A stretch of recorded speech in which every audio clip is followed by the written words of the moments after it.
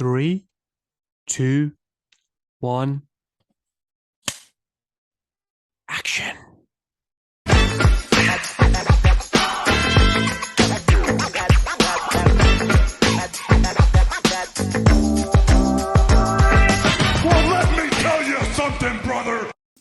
Hello and welcome to another episode of the Wrestling in Film podcast, episode number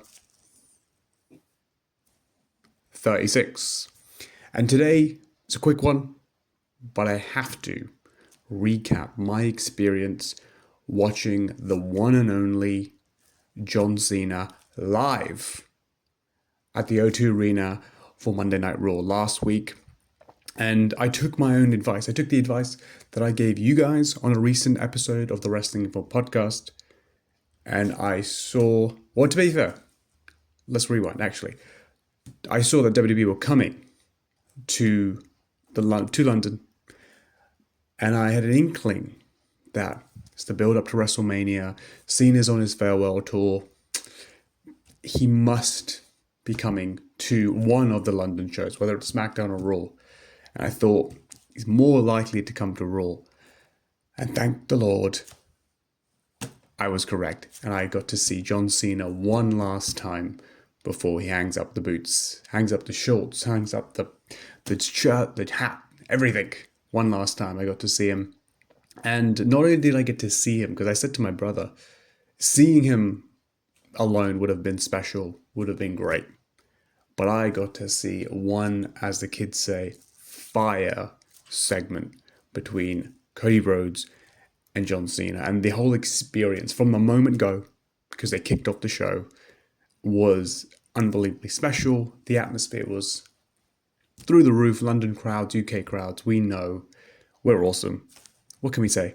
But it was amazing from just even before everything got started. Let's go Cena. Cena sucks. And of course, the one caveat from the advice or the comment I made last time about having to see Cena, I did not know I was going to see heel John Cena, which added a whole new layer to it. And of course, we had 2 weeks of build-up, 2 weeks of promos between Cody and Cena. And this, I felt like, had to be the one where John was really going to step up. And step up he did. And it was, like I said, it was absolute fire. We were into it from the moment go. From the moment John came out, I mean, the crowd was bonkers.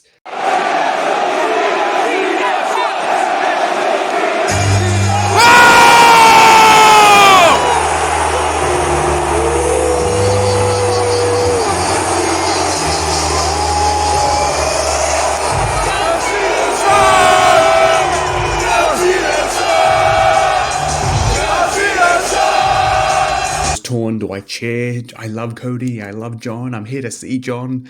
Do I cheer him? Do I boo him? I didn't. It was just more than anything, I was enjoying the atmosphere. It was just, I knew it was special because it was the last time I probably am going to see Cena. And just everybody was into it. And it was one of those things that makes wrestling so special.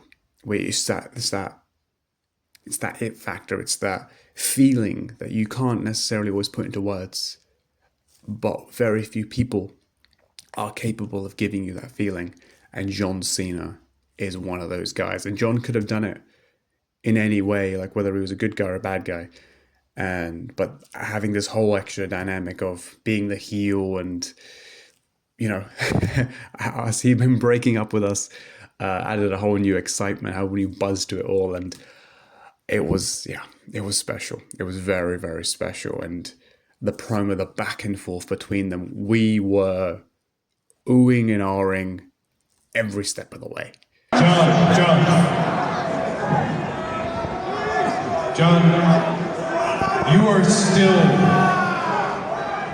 you're still my hero. Cena sucks! But you're also a piece of shit. Oh!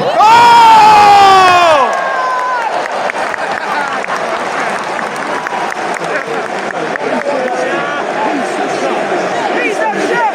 Piece of shit! Piece of shit! Piece of shit! Cody said something. Oh, John Cena said something. Oh my God! Oh. And I went with one of my dear friends, and she had that same reaction. We were just everyone was. They had us from the moment go, and it just went up and up and up and up, and we knew we saw something special by the time that segment ended, and I got a few photos of Cena as well. I believe when the show was kind of briefly off air, and John slowly started to exit the ring, and it felt symbolic to capture some of those photos of him exiting the ring, because that was the last time was indeed now. But as special as it was, we had that, like I said, he had that incredible line. He had some incredible lines, in particular I build empires for billionaires. You just steal money from their kids. I mean, that one got me. That popped me big. The crowd was going nuts for that one. I mean, Cody had some great ones, retorts as well. It was a perfect promo of cutting really close to home and having us on edge and invested. But clearly, you could see there was a professional back and forth between the two. Unlike, for example, Tiffany and Charlotte, which looked a bit more going towards like the edge of that, crossing that line, but probably not in that professional way. It was very messy. So these were two pros who had us in the palm of their hands, and it was just, it added a whole new layer, and we were ready to see Cody Rhodes versus John Cena. And as special as it was, and it was like I said, I bought the hat one last time, and last time is now, all that kind of stuff. It was all incredibly emotional. My very first event that I ever attended live, a wrestling event, was John Cena's headlining it. It was a SmackDown after WrestleMania 34. No, after WrestleMania 30. My apologies. In 2014, John was feuding with the Wyatts. And I got to see the late great Bray Wyatt as well. And the dark match featured Cena, and in some capacity was wrestling Bray and the others. And that was special then, and I got to see how special John was then. But now, all these years later, the final time, it was magnum. It was just, everything was magnified. It was 10 times bigger. And it was truly, truly special. And I felt immense gratitude as a wrestling fan to be there and not just experience that, but experience such a special segment. But all that aside, returning from the event, taking it all in, it was great. The next day, a student of mine knew I went to the show, and with great excitement and eagerness in his eyes, he came up to me and he was like, "Oh, how was it? How was it?" And I was feeding back. I was giving him the review, and he, in the midst of that conversation, you can argue he said it with perhaps rose-tinted glasses. Perhaps there was an element of excitement that, once fades, perhaps he will think differently. But he, spoke so highly of the segment, and it was so great. But he said, "Man, he's the GOAT. John Cena's the GOAT, man." And that line's been thrown around for many years now. That's been the moniker he's been dubbed with.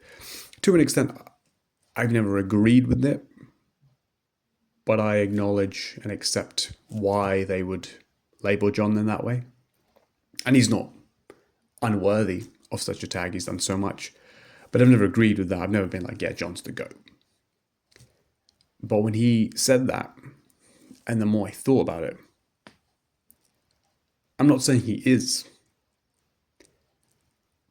but I'm saying it's possible that I did just see the GOAT of professional wrestling.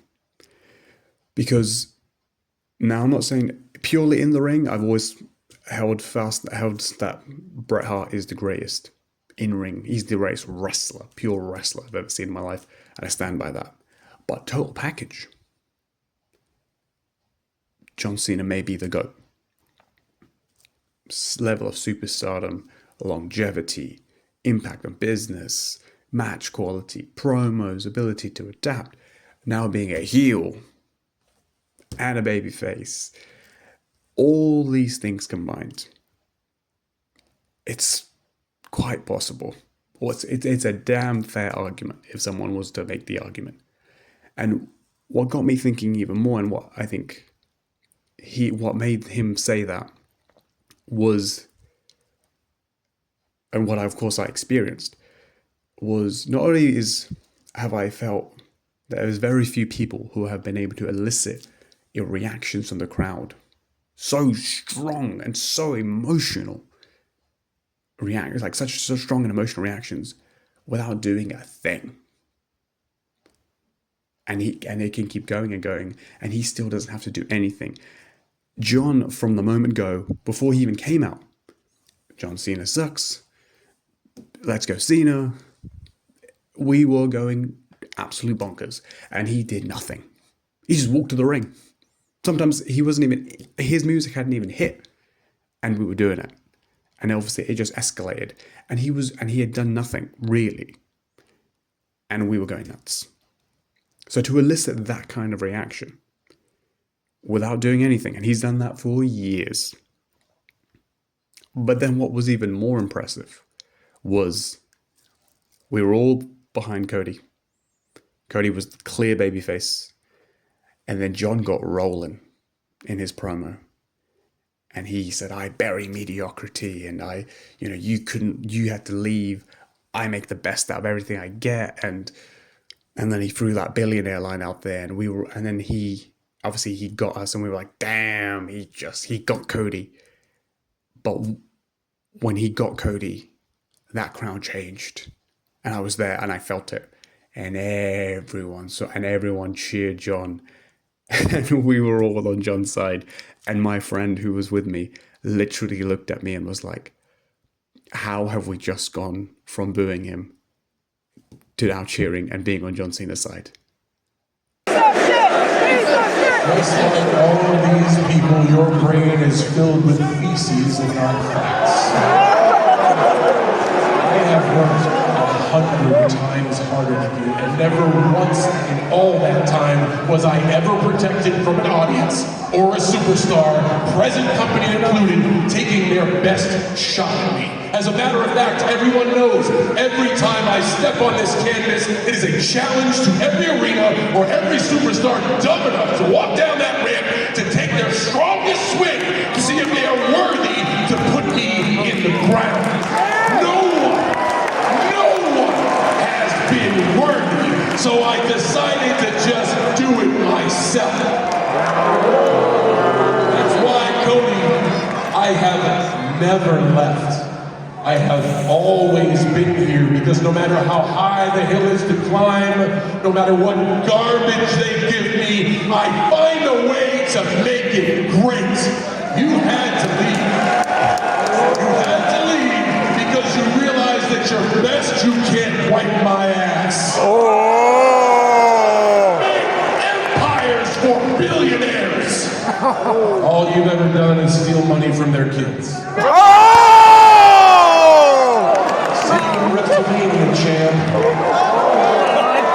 And that's what made my students say, damn, he's the GOAT. He's the GOAT. And like I said, I don't know if he is, but that ability, that investment that we had, and that ability to change us without probably even trying, he was just hitting him with some hard, maybe some honest truths. And we were like, damn, you might be right, John Cena. And you are good, and you are damn good. And it got us thinking as well, I think, subconsciously, those lines when he's like, I make the best of everything. And, I build empires for billionaires. And those are facts. But yeah, John Cena, like I said, he may very well be the GOAT. But like I said, whether he is, whether he isn't, it's subjective. It's for other people to decide. But I'm honored and privileged that I got to see, arguably, the GOAT one last time in an incredibly special and memorable segment that we will remember for a long time. And yeah, God bless you, John Cena. Thank you for everything you've done. And for all those around the world who may potentially get the opportunity, I highly encourage you to experience John Cena one last bloody time, because the man is unbelievable. He's a legend. There's no one like him. Go watch him if you can. John Cena. We will eventually, no longer in the WWE, be able to see you. But thank you. What an experience. I had to share that, had to recap that, because it was damn special. And like I said, I may have seen the GOAT. Please hit like, hit subscribe, follow the podcast. We are going up, but we need your support to keep doing it. Thank you, love you, appreciate it. Peace out.